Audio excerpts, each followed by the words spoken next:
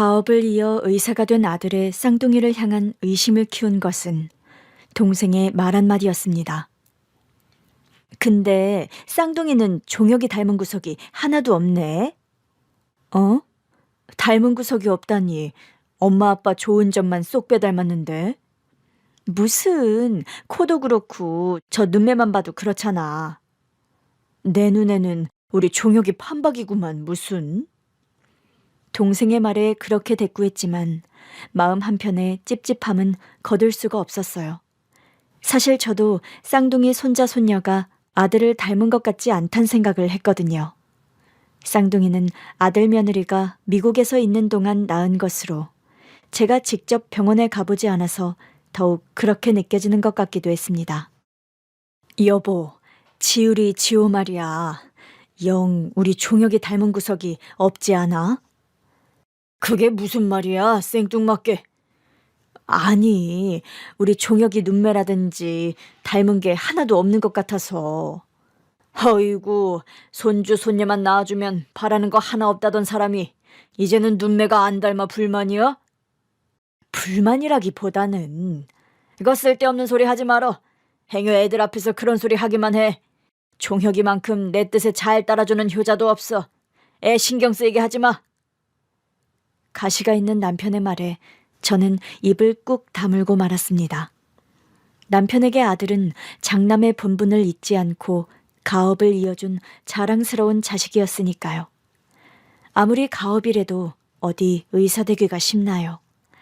학창시절에는 그렇게 엄격한 아버지였으면서 아들이 제 뜻대로 의사가 된 이후부터는 아들 말이라면 껌뻑 죽어요. 그런 사람한테 그런 소리를 한 제가 문제일지도 모르죠.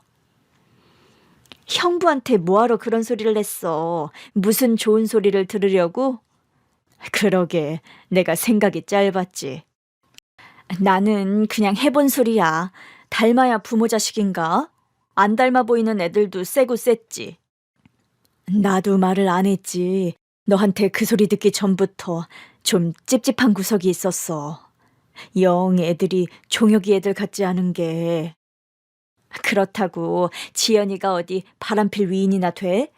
둘이 얼마나 금실이 좋은데. 그렇지. 지연이 의심하고 싶은 건 아닌데.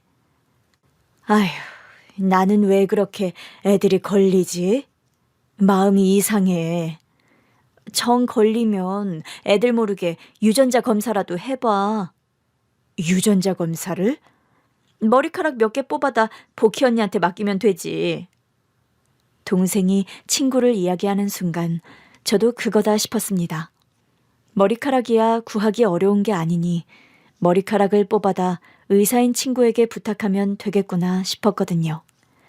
아들과 며느리 눈치를 살피며 쌍둥이 머리카락을 뽑는데 지금 내가 뭐 하는 건가 싶긴 했습니다. 엄마, 뭐 하는 거야? 아니, 너도 다 늙었다. 새치가 이렇게 나오는 걸 보니? 그래서 새치 뽑은 거야? 아휴, 나도 나이가 있는데. 그거 한두 개 뽑는다고 될 일도 아닌데 머리카락을 뽑아. 아들 새치 뽑아주니 기분이 이상하긴 하다. 그래도 염색이라도 해. 애들도 어린데 아빠가 벌써 흰머리 나면 되겠어? 적당한 핑계를 대고 아들 머리카락까지 뽑아 친구에게 건넸지요. 친구는 부탁이라고 하니 들어주기는 하겠다고 하지만 굳이 해야겠냐고 하더라고요. 유전자 검사야 무슨 마음으로 하는지 알겠지만 판도라의 상자를 열 필요가 있겠어? 판도라의 상자든 뭐든 진실을 아는 게 낫지. 희한하게 찝찝한 마음을 가지고 있는 것보다는. 나는 모르겠다. 수자야, 이거 했다가 파탄이 난 가족을 내가 한두 번 봤겠니? 괜히 잘 살고 있는 애들 갈라서게 하는 거 아닌가 몰라. 너도 애들이 종혁이 애 아니라고 하면 갈라서게 할 거 아니야? 그거야. 그래도 해야겠어? 지금 네가 누리는 그 평범한 행복이 깨지는 거야. 어쩌면 네 삶이 180도 달라지는 걸지도 모른다고. 복희야, 나는 지금 이걸 확인하지 않으면 앞으로 평생 우리 며느리를 의심할 것 같아. 어떻게 하고 말고는 결과가 나와봐야 아는 일이고 일단은 좀 해줘. 그렇게 의사인 친구에게 유전자 검사를 맡긴 사이 저는 초조하게 결과를 기다렸습니다. 그 사이에도 아들 며느리는 종종 우리 집에 찾아와 아이들의 재롱을 보여주었지요. 눈에 넣어도 안 아플 그 아이들이 제 친손주가 아니면 어쩌나, 그땐 어떻게 해야 하나, 결정된 것은 아무것도 없었지요. 그리고 결과가 나오던 날, 친구의 말대로 제 인생은 180도 바뀌고 말았습니다. 제가 판도라의 상자를 연 것일까요? 굳이 외면해야 했던 진실을 파헤친 걸까요? 아니요. 저는 그날 그 상자를 열어야 했습니다. 지금도 제 선택을 후회하지는 않아요. 수자야, 꼭 확인해야겠니? 복희야, 난 마음의 준비가 다 됐어. 괜찮아. 일단 침착하고 들어봐. 그러니까 검사 결과는 종혁이 친자는 아니야. 근데 충분히 마음의 준비를 했다고 생각했는데 진실의 충격은 예상보다 컸습니다. 이미 의심의 불씨를 가지고 있던 만큼 예상했던 사실인데도 그 뒤로 친구의 목소리는 들리지도 않았어요. 이명이 머릿속을 가득 채우더니 그대로 뒤로 넘어가 버렸답니다. 친구 말로는 그래요. 제가 눈뜬 채로 기절해버렸다고요. 제가 쓰러졌다는 소식에 가장 먼저 달려온 것은 아들 부부였습니다. 엄마, 괜찮아? 갑자기 이게 무슨 일인데? 어머니, 괜찮으세요? 어쩌다 이러신 거예요? 만약 손주들이 제 친손주가 아닐 경우에는 어떻게 해야 할까?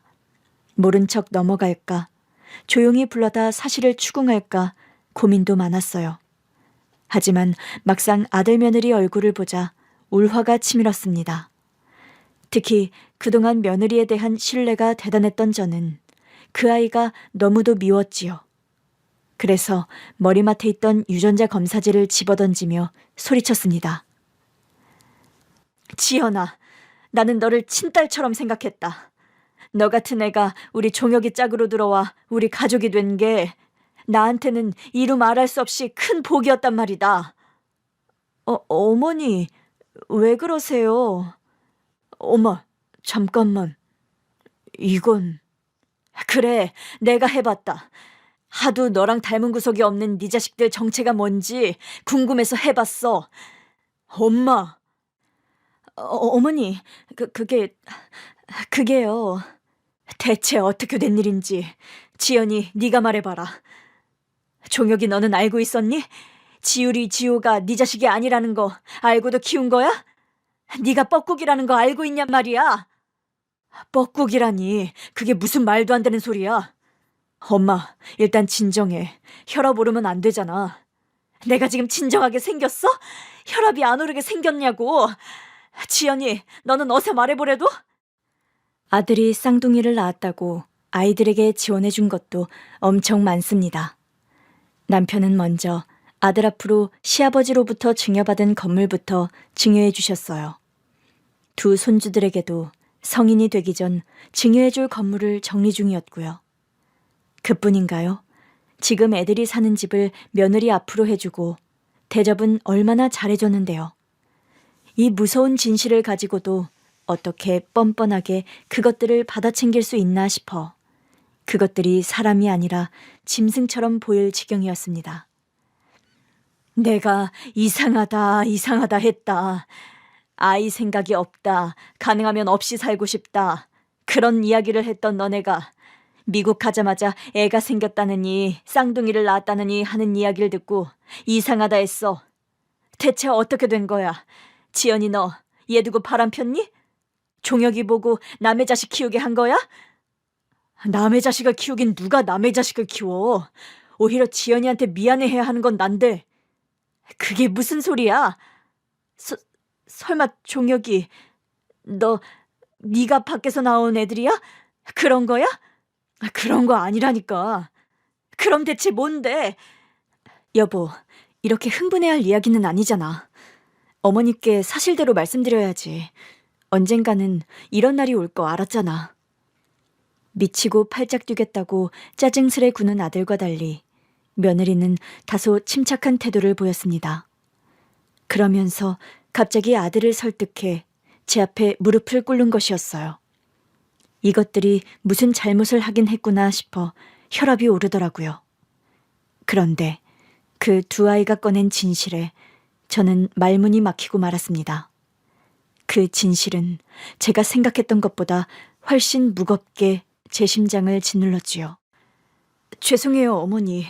어머니 말씀대로 지율이 지호, 종혁 씨 아이 아닙니다. 그리고 제가 낳은 아이도 아니에요.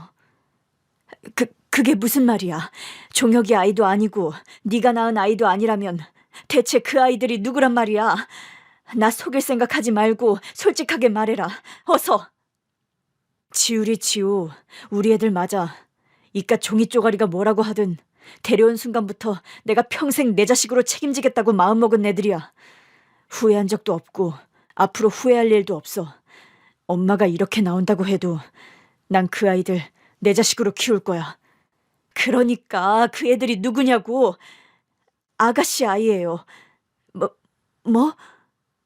아가씨가 낳은 아이들이라고요, 어머니. 저희 부부에게는 의사가 된 아들 말고 딸이 하나 더 있었습니다. 부모의 뜻을 어기고 제멋대로 살겠다고 집 나간 지도 벌써 10년이에요. 그 아이는 제게 아픈 손가락이었고 남편에게는 눈엣가시 같은 아이였습니다. 서수진, 너 이리 와. 너 지금 이걸 점수라고 가지고 왔냐? 눈이 있으면 글을 읽을 수 있을 거고 글을 읽었으면 이런 점수가 나올 수가 없는데 지금 나랑 장난하자는 거야?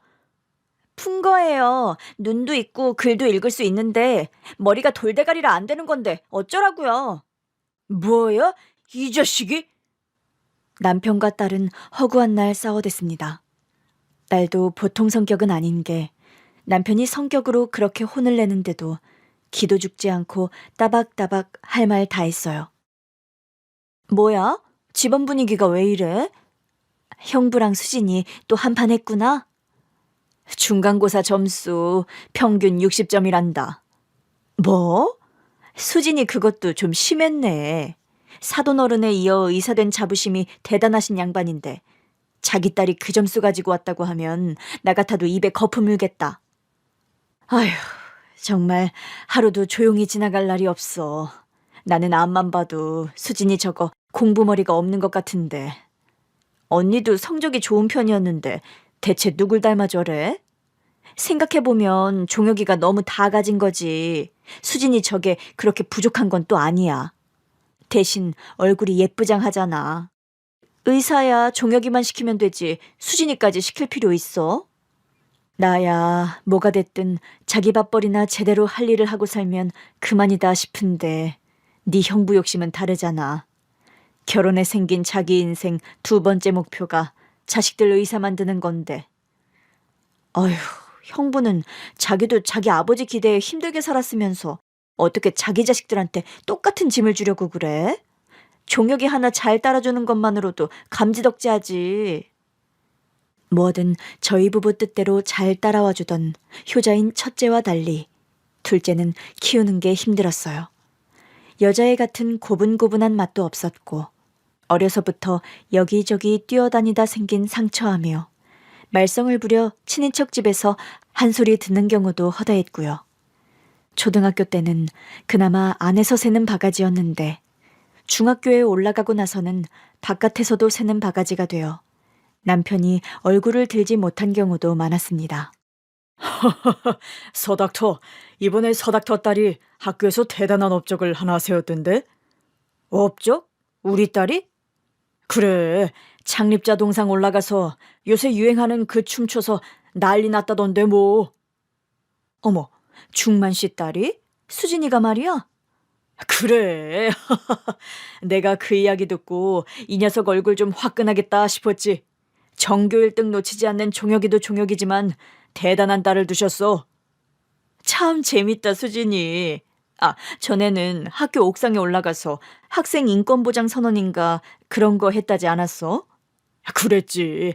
수업 시간에 자는 걸 억지로 깨우는 것도 학생 인권을 무시하는 거랬나? 아주 똥논리의 똥꼬집인 걸 보면 중만이 이 자식 딸 맞긴 해. 평소 체면을 중요하게 생각하는 남편이 딸 때문에 얼마나 창피했겠어요. 제가 보기에도 딸은 남편을 쏙 빼닮아 태어나 남편과 부딪히는 일이 많았는데 남편은 절대 인정하지 않았지요. 딸이 제멋대로 굴며 사고치는 문제는 남편에게만 심각한 문제가 아니었습니다. 그 학교에서 벌인 기행들은 고스란히 시부모님들 귀에도 들어갔거든요.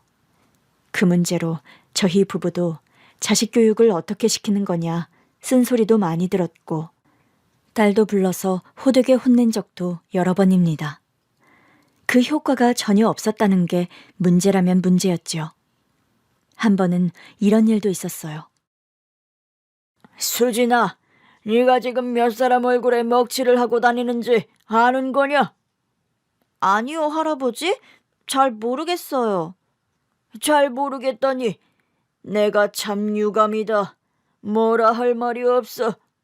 네가 하는 행동이 어떤 문제가 되는지 모르겠다, 이 말이야. 네. 참나. 나는 도통 네가 이해가 안 된다. 네가 부족한 게 뭐가 있어서 네 부모의 할아버지, 할머니 얼굴까지 먹칠하느냐 이거야. 네 오빠는 또 어떻고? 그럼 수진아, 이 할아버지랑 협상이란 걸 좀 해보자. 네가 이번 시험에 성적을 올리면 네가 원하는 거 하나는 해주마. 제가 원하는 거요? 그래, 핸드폰을 사주랴. 노트북 아니면 백화점에 데려가 줄 수도 있다. 그렇게 시시한 건 필요 없는데. 정말 뭐든 해주시는 거 맞아요? 그렇다니까. 이번 시험에서 전교 30등 안에만 들어라. 그러면 내가 해주마. 약속 지키세요. 한 입으로 두 말하면 할아버지 어디 가서 사내대장부라고 하지 마세요. 뭐야? 그렇게 딸과 시아버지의 내기 아닌 내기가 시작되었는데 저는 딸이 공부머리가 아니라고 생각했는데 그것도 아니었습니다. 그 다음 시험에서 바로 전교 26등짜리 성적표를 가지고 왔거든요. 처음에 그 성적표를 받고 너무 놀란 나머지 담임한테 혹시 부정을 저지른 건 아닌지 확인 전화까지 할 지경이었어요. 그거 봐라. 우리 서씨 집안 머리가 있다니까 너도. 근데 대체 왜 안 하느냐 이거야. 이렇게 하면 되잖아. 하기 싫은 거 억지로 하는 거 싫어 그랬죠. 이제 할아버지 차례예요. 약속 지켜주세요. 그래, 말해봐라. 원하는 게 뭔데? 레오나르도 디카프리오요. 레오나르도 디카프리오 만나게 해주세요. 뭐라고? 그날 딸이 시아버지께 요구한 것은 미국 영화배우인 레오나르도 디카프리오를 만나게 해달라는 것이었습니다. 영화를 좋아하던 딸이 그때 한창 빠져있던 배우였거든요. 시아버지는 아무래도 농담이라고 생각했는지 재차 원하는 것을 다시 물었지만 딸은 굽히지 않고 약속을 지키라고 닥달했죠. 제 아무리 가진 게 많은 시아버님께서도 헐리우드에는 인맥이 없으셨는지 소식이 없었고 그 뒤로 딸에게 그 어떤 요구도 하지 못하게 되신 거예요. 수진이 저게 머리가 안 되는 건 아닌데 대체 어떻게 하면 책상에 앉혀놓을 수 있을까? 이번 성적표 보면 지금도 늦은 건 아닌데. 그러면 당신이 미국 가서 디카프리오 만나 사정이라도 해보든지. 우리 딸 의사 만들어야 하니까 제발 한 번만 만나달라고. 당신까지 왜 이래? 장난해? 내가 보기엔 진짜 그것밖에 방법이 없는 것 같은데 뭐. 그럼 무슨 수로 공부 싫다는 애 억지로 앉혀놓을 건데? 그러니까 그 방법이 뭐냐고 내가 당신한테 물어보는 거 아니야. 당신은 엄마니까 더 잘할 거 아니야. 당신이나 나나 똑같은 부모인데 누가 뭘 더 알고 말고가 어딨어. 내 생각이 궁금한 거면 수진이 쟤 공부 안 시키는 게 낫다는 쪽이지. 뭐? 공부를 왜 안 시켜? 머리가 있는데. 자기가 안 한다고 하는데 무슨 수로 억지로 시켜. 남편도 저도 딸을 책상에 붙들어둘 특별한 방법이 없었어요. 그러다 고등학교 2학년 때는 대뜸 남편을 찾아와서는 영화를 하겠다고 했죠. 아빠, 나 영화 감독하려고. 뭐? 영화 감독? 하, 웃기고 있네. 영화 감독은 뭐 아무나 하는 줄 아냐? 아무나가 아니니까 내가 하겠다는 거 아니야. 졸업하면 미국 영화 학교 들어갈래. 알아서 해. 정말? 나 영화 학교 가도 돼? 언제는 네 마음대로 안 살았어? 밖에 나가서 국어를 하든 돈을 벌어서 가든 네 마음대로 하라고. 뭐? 아빠가 보내줘야지. 내가 왜? 나는 가능성 없는 일에는 이런 한 장도 투자 안 하는 사람이다. 내가 돈이 많아 보이니 허튼 데 막 쓰는 줄 아냐? 아빠, 너무하잖아. 나도 자식인데 왜 차별해? 차별이라니. 그러니까 너도 지금이라도 공부해. 공부해서 의대 가면 너한테도 차별 없이 네 오빠랑 똑같이 지원해 줄 테니까. 나는 의사가 꿈이 아니라고. 오빠 같은 사람이나 의사가 되는 거지. 내가 어떻게 의사가 돼? 의사가 뭐 태어날 때부터 정해져 있는 줄 알아? 나한테 그만한 효도할 거 아니면 너도 나한테 바라지나 말아라. 지금 이 집에서 배불리 먹고 등 따뜻하게 자는 것만으로도 너는 호강하는 것이니. 생각해보면 그게 딸이 처음으로 제 꿈을 이야기한 것이었어요. 어렸을 때는 뭐가 되고 싶냐, 뭘 하고 싶은 거냐 물어도 모르겠다, 생각 없다 하던 애였거든요. 그런 거 보면 그때 영화하고 싶다는 이야기가 꽤나 진심이었는데 저나 남편이나 그 이야기를 귓등으로 들은 것이지요.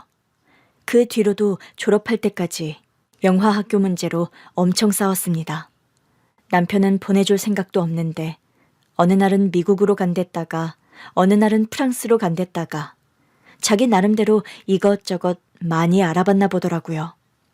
하지만 무슨 말을 하든 남편은 꿈쩍도 하지 않았고 그야말로 전쟁터였습니다. 잠깐만, 저거 내 카메라 아니야? 왜 이게 여기 있어? 내 방에 있던 건데?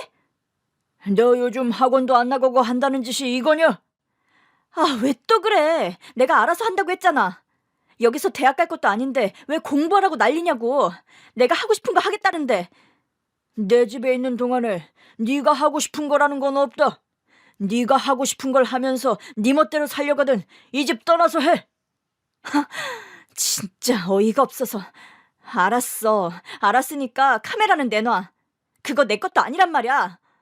주면 또 영환이 뭐니 허튼 짓이나 하고 다니려고. 돌려주려고. 내 거 아니니까 돌려줘야지. 졸업하면 그때 돌려준다고 해라. 아빠! 얼른 들어가. 남편과 딸의 갈등이 최고조에 달했으니 저라도 그 중간 역할을 잘해야 했어요. 하지만 솔직히 말하면 저도 남편과 생각이 크게 다르진 않았습니다. 의사까진 아니어도 적어도 밥벌이하고 살 수 있는 능력을 키웠으면 했어요.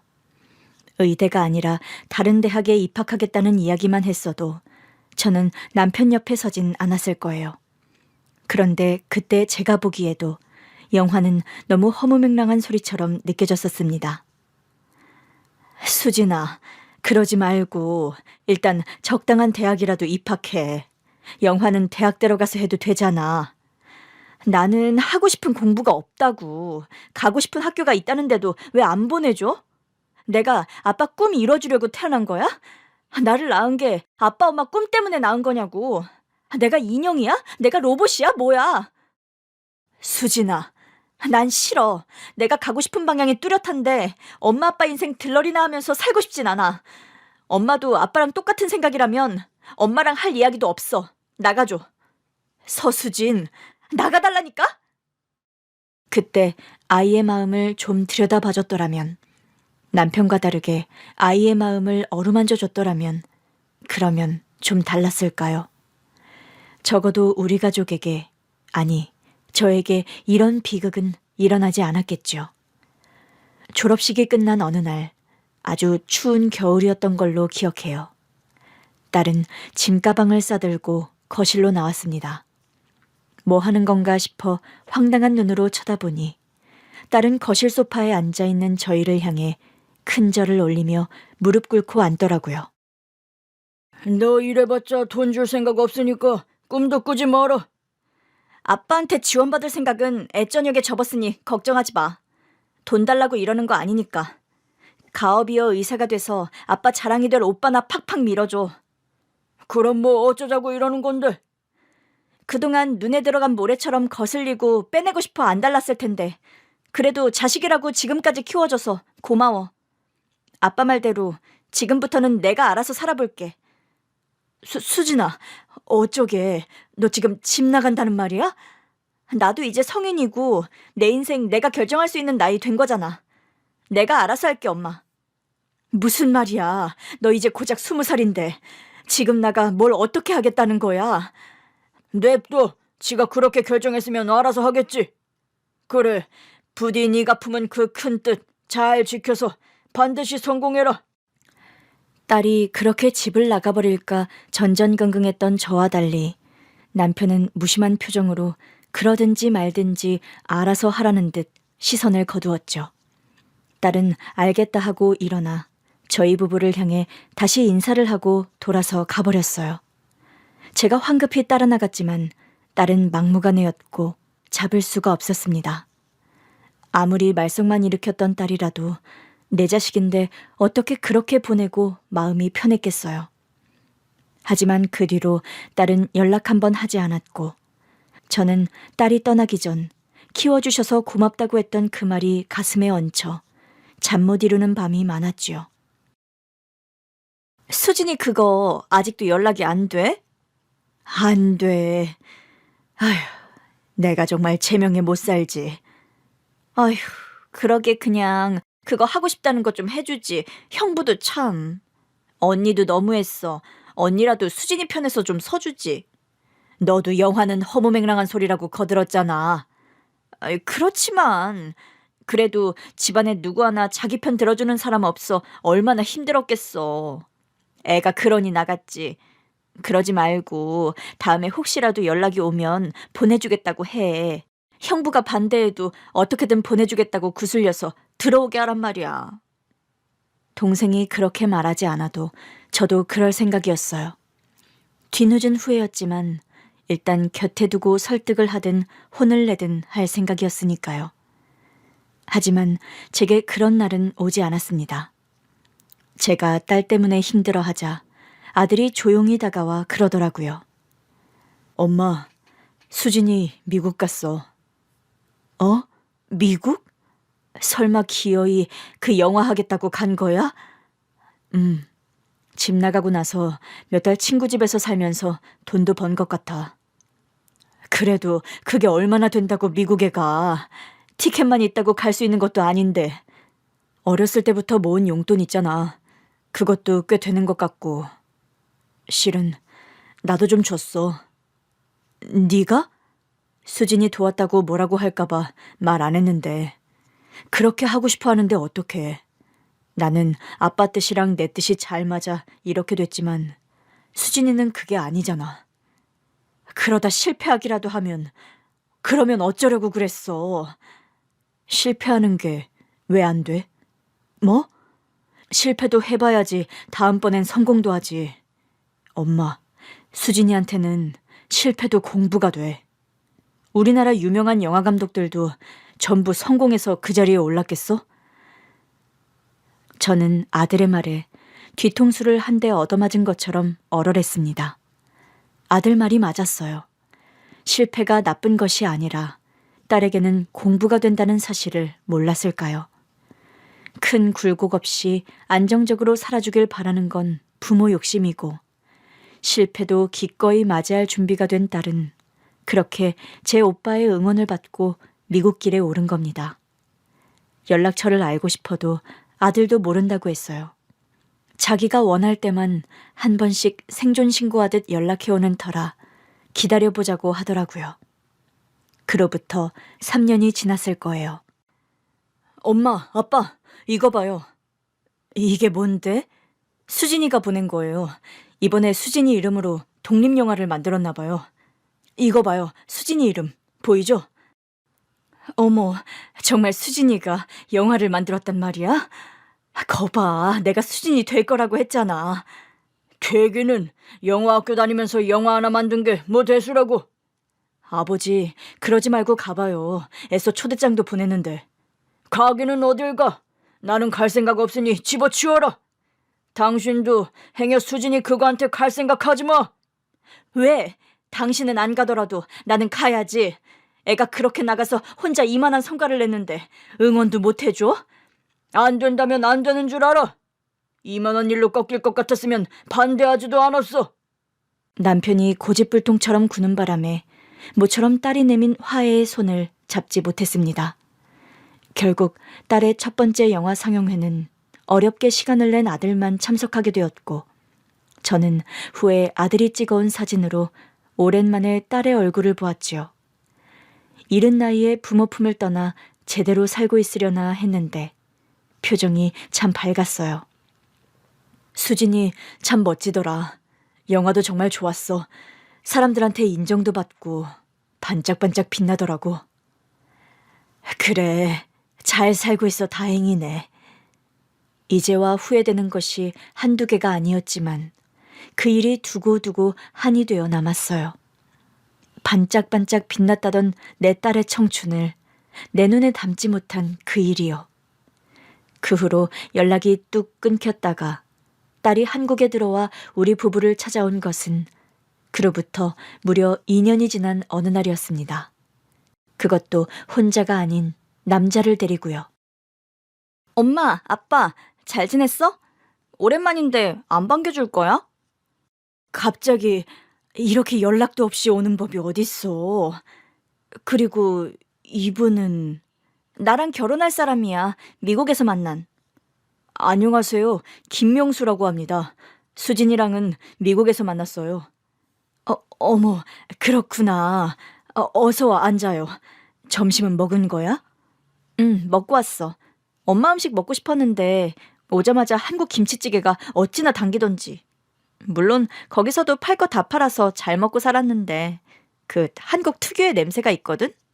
역시 한국 음식은 그 냄새 맡으면 먹는 게 찐이다 싶어. 그동안 얼굴 보고 살지 않았던 세월은 온데간데 없이 딸은 아무렇지 않게 웃으며 잘도 이야기하더라고요. 누가 보면 몇 주 만에 외국 여행 갔다 온 것처럼요. 편견에 사로잡혀 너무 뒤늦게 알게 된 것이 많은데 딸의 성격이 참 좋았다는 것도 그중 하나였습니다. 성공하기 전에는 들어오지도 않을 것처럼 굴더니 그래서 성공은 들고 온 거냐? 아휴, 아빠. 내가 이 나이에 영화감독으로 아빠 기준에 성공한 사람이면 나 여기 있지도 못해. 아주 집 앞에 기자들 쫙 깔리고 난리 났지. 성공으로 향하고 있는 중이라고 할 수 있지. 쓸데없이 혀가 길구나. 참 여전하시네. 명수 씨, 내가 말했지? 우리 아빠 원래 이래. 그러니까 상처받지 마. 본론이나 꺼내. 성공을 들고 온 것도 아니면서 대뜸 찾아온 이유가 뭐냐? 말했잖아. 나 결혼하려고. 아무리 척지고 살았어도 부모한테 결혼한다고 신고는 해야지. 허락도 아니고 신고? 아빠, 나도 성인인데 허락은 무슨 허락이야? 그럼 난 할 말 없으니 가라. 여보, 오랜만에 온 애한테 왜 그래? 그래, 수진이랑 같이 영화하는 친구라고? 네, 제가 수진이가 연출할 때 메인 카메라 감독으로 인연이 되었어요. 아, 내가 그쪽으로는 잘 몰라서요. 그러니까 그쪽이 카메라로 수진이 영화를 찍었다는 거죠? 네, 맞아요. 수진이가 영화를 어떤 방향으로 만들고 싶다고 하면 제가 보조하는 역할을 하는 거로 생각하시면 돼요. 한마디로 별 볼 일 없는 일을 한다 이거군. 여보, 기껏 5년 만에 집에 돌아와서 한다는 말이 성공도 아니고 성공으로 가고 있다는 입 바른 소리에 결혼한답시고 데려온 남자가 자기 밑에서 보조나 하는 사람이라니. 너도 변한 게 하나 없구나. 뭐? 보조나 하는 사람? 그만큼 방황했으면 할 만큼도 했어. 지금이라도 정신 차리고 다시 공부해. 의사까지는 바라지도 않아. 간호 공부를 하든 뭐를 하든 병원에 들어올 생각이나 해. 나중에 종혁이 개원하면 그 밑에 들어가서 일하고. 아빠도 변한 게 하나도 없네. 사람 앉혀놓고 아빠 기준으로 되게 비참한 사람 만드는 거. 뭐? 나도 안 오려고 했어. 그런데 이 사람이 굳이 내 부모님 만나 인사하고 싶다고 해서 한국까지 데려온 거야. 아빠한테는 의사 아니면 별 볼 일 없는 직업이지? 그러니까 아빠는 사람들을 은연중에 다 무시하고 깔보겠지. 뭐 나만 그랬어? 은근히 뒤에서 큰아빠는 실패해 대기업 취직했다고 무시하고, 엄마도 특별히 잘난 것도 없으면서 좋은 집안에서 운 좋게 태어난 여편네라고 무시했잖아. 뭐야? 내가 모르는 줄 알아? 나도 귀가 있고 눈이 있어. 내가 그동안 자라면서 보고 들은 게 한두 개야? 그러면서 나라고 아빠한테 실망한 적이 한두 번인 줄 아냐고. 그래도 내 아빠니까, 내가 아빠 자식이니까 내 꿈 인정 안 해줘도 원망 안 하고 살려고 했어. 그런데 아빠야말로 변한 거 하나 없이 실망이네. 여전히 다른 사람들이 다 자기 밑에 있다고 생각하고 말 함부로 하는 거 나도 더는 못 참겠어. 네가 못 참으면 어쩔 건데? 니까짓 게 어쩔 거냐고? 내가 할 수 있는 게 뭐가 있겠어. 아빠 안 보고 사는 거밖에 더 있겠어? 그래, 누가 보고 살고 싶다던? 오늘도 누가 오라 그랬어? 누가 기다리는 사람이 있다고 여기까지 기어들어와 사람 속을 뒤집어놔? 다시는 오지 마라. 죽어도 나한테 연락하는 일 없어야 할 거다. 여보, 정말 왜 이래?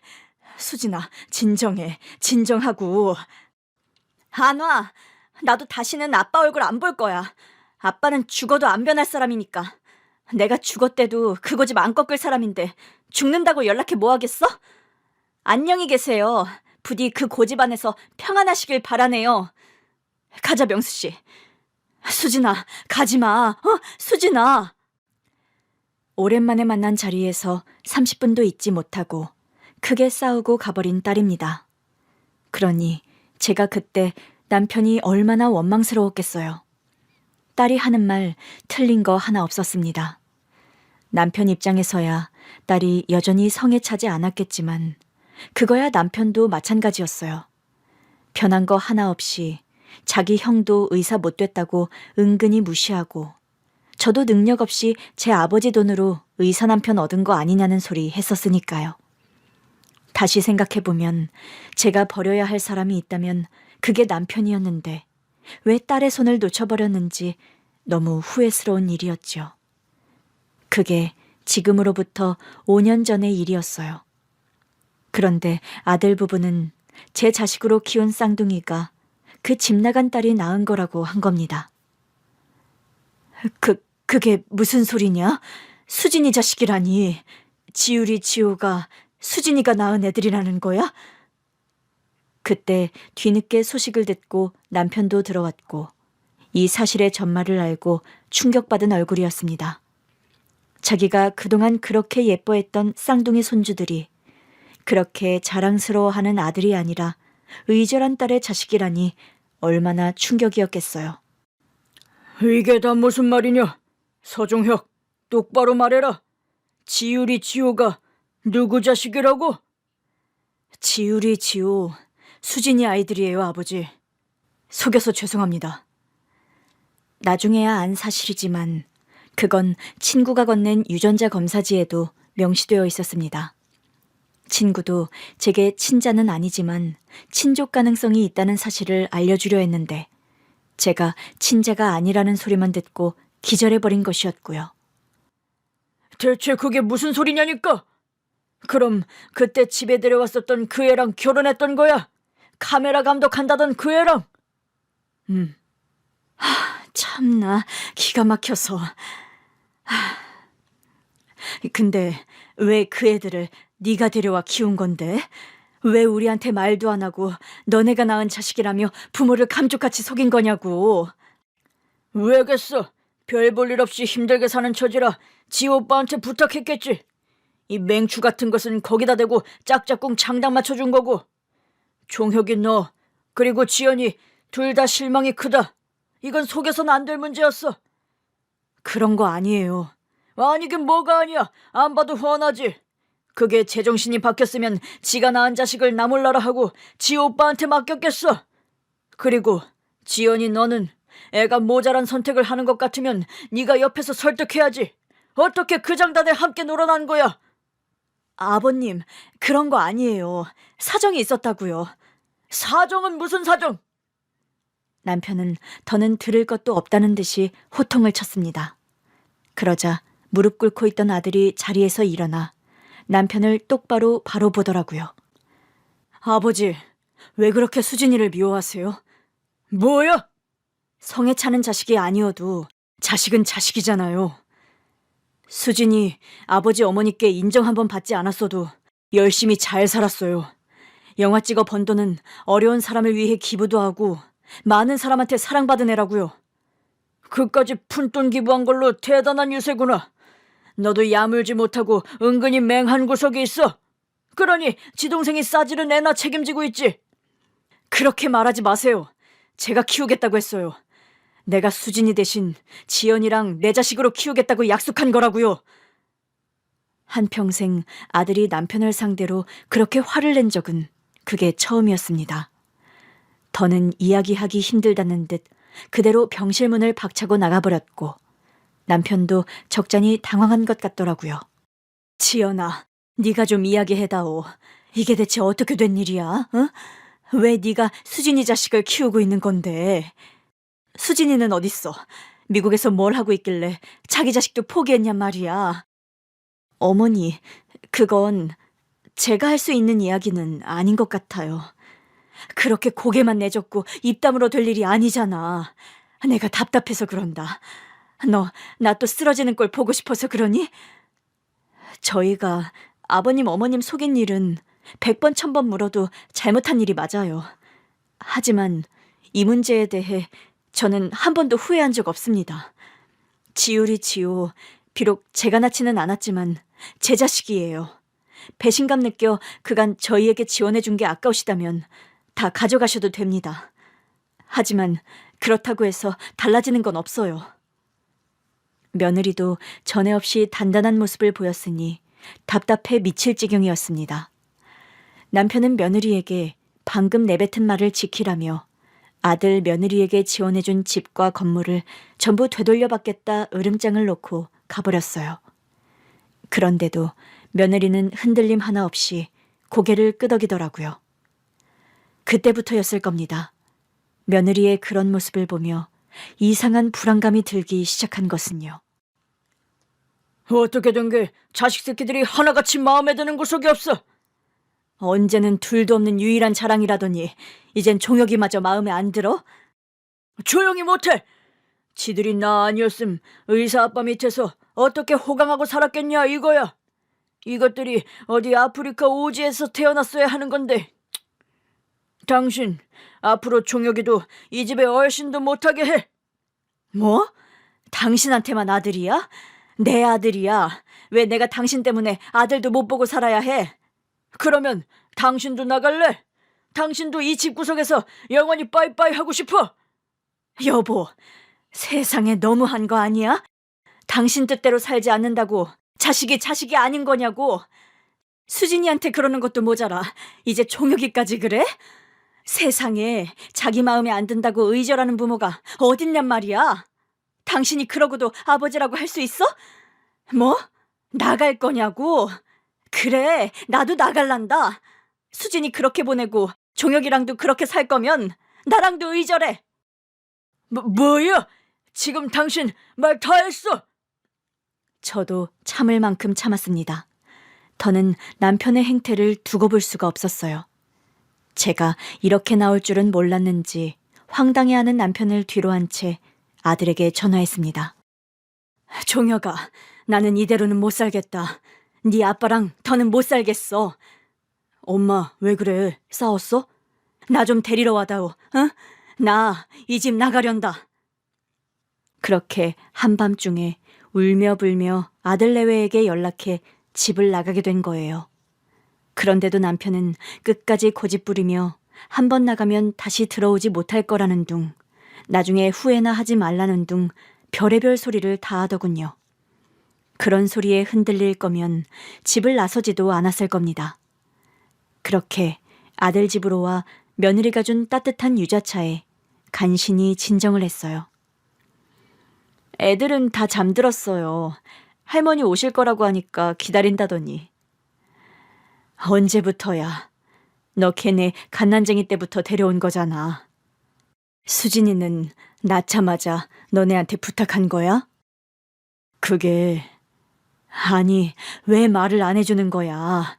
종혁아, 이제 속 시원히 말 좀 해다오. 네 아버지 눈치 볼 필요도 없고 나는 이제 수진이 얼굴 좀 보고 살고 싶다. 응? 엄마, 그게 사정이 좀 있어.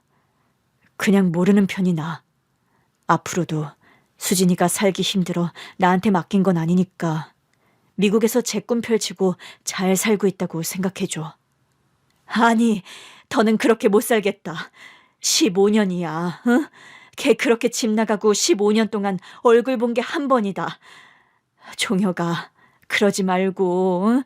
수진이한테 연락 좀 해다오. 제가 울며 불며 애원하자 아들은 좀 흔들렸는지 다음날 가자고 하더라고요. 아무리 그래도 그렇지 미국을 그렇게 빨리 가나 싶어 놀랐는데 다음날 아들이 향한 곳은 공항이 아니었습니다. 어딜 가는 거야? 수진이 한국에 있어?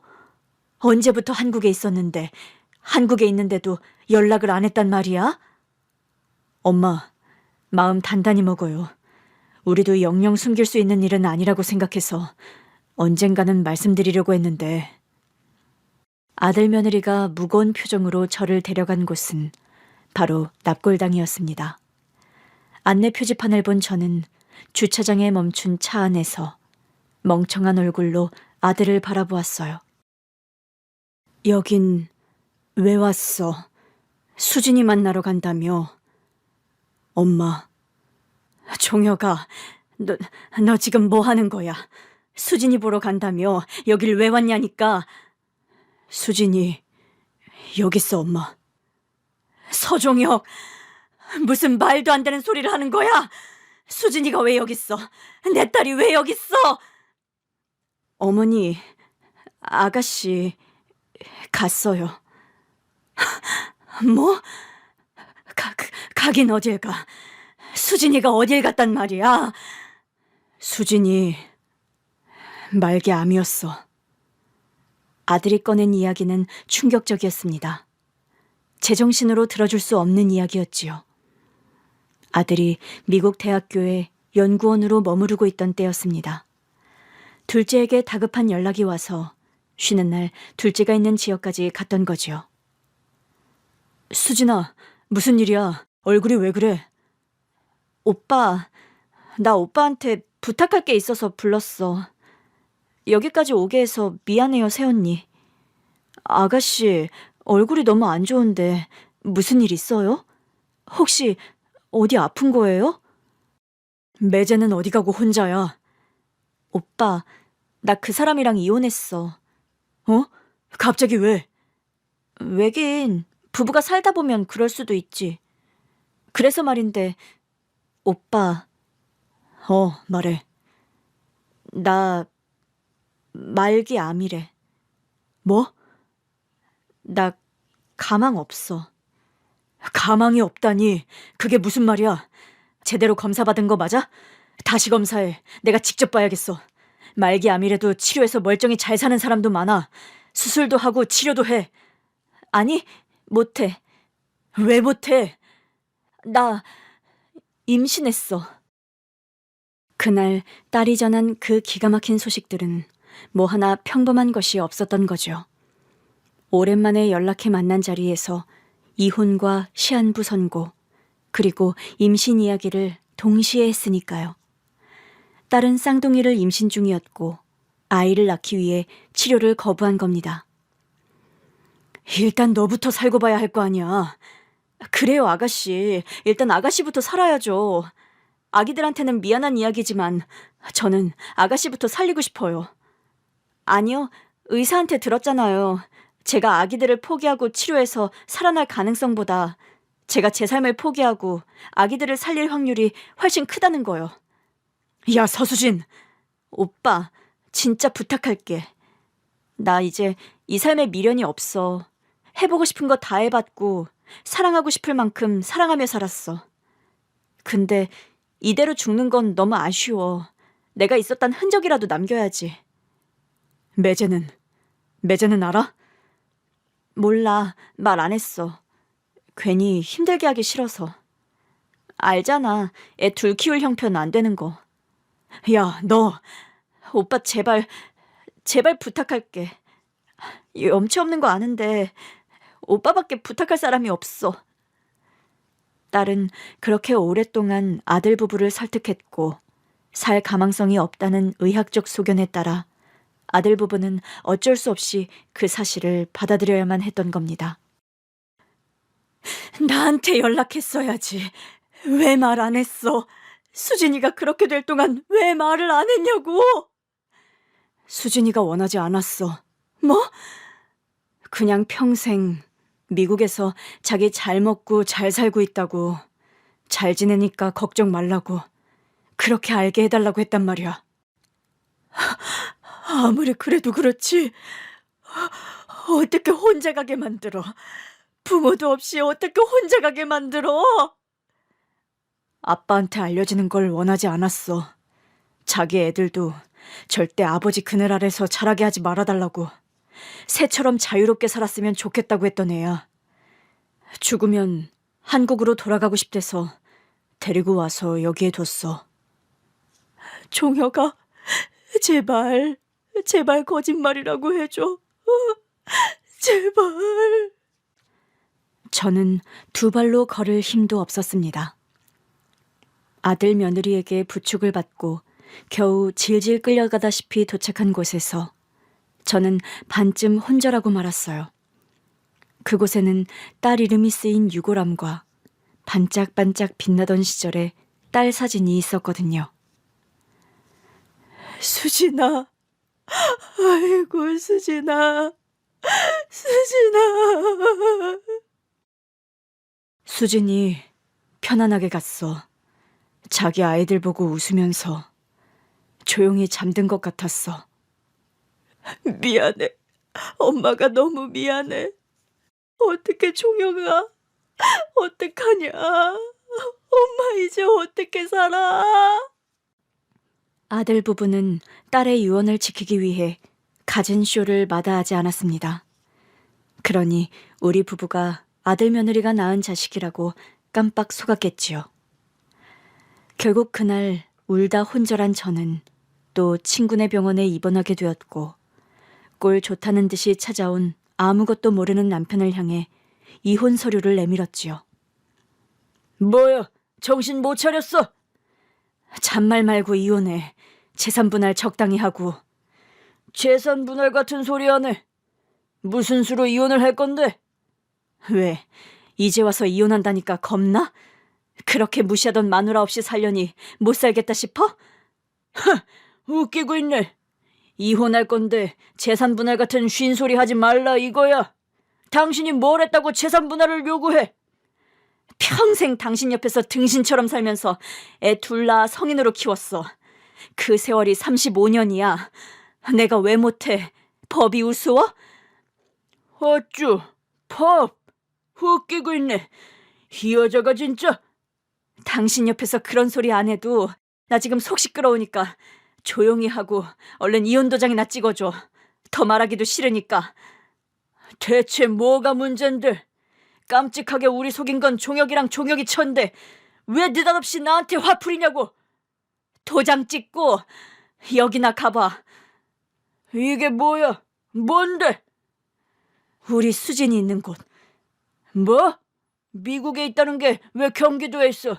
내가 여길 왜 가? 양심이 있으면 가서 미안하다 사죄라도 해. 들어줄지 안 들어줄지 몰라도 아무리 양심 없는 당신이라도 부모로서 자식 앞세워 보냈으면 깨달은 바는 있겠지. 뭐? 그게 무슨 소리야? 저는 아무 말도 하지 않았습니다. 남편은 자기가 뭔가 잘못 들었다는 듯, 불현듯 머릿속에 떠오른 자기 불안을 믿기 힘들다는 듯 저를 바라보았어요. 그리고 하염없이 눈물을 흘리는 저를 두고 밖으로 나갔지요. 남편 원망도 있지만 저는 제 스스로가 더 원망스럽습니다. 남편의 시선에서 벗어나 내 자식을 내가 잘 보듬어줬으면 좋았을 텐데 하고요. 후회 없는 삶이 어딨냐 하겠지만 저만큼 짙은 후회 속에 사는 사람은 없을 거예요. 여생은 딸이 남기고 간 두 아이를 위해서만 살려고 합니다. 남편은 제게 따로 연락하진 않았는데 순순히 이혼해 주었어요. 재산 분할에도 문제가 없었고 이참에 재산 정리를 해서 쌍둥이들에게도 미리 증여를 해둔 것을 보면 아무래도 깨달은 바가 있기는 한 모양입니다. 특히 밤이면 딸 생각이 많이 납니다. 제가 원망스러운지 꿈에도 보이지 않아요. 훗날 저 세상에 가게 되면 저를 반겨줄까요? 사진처럼 환하게 웃으며 안겨줄까요?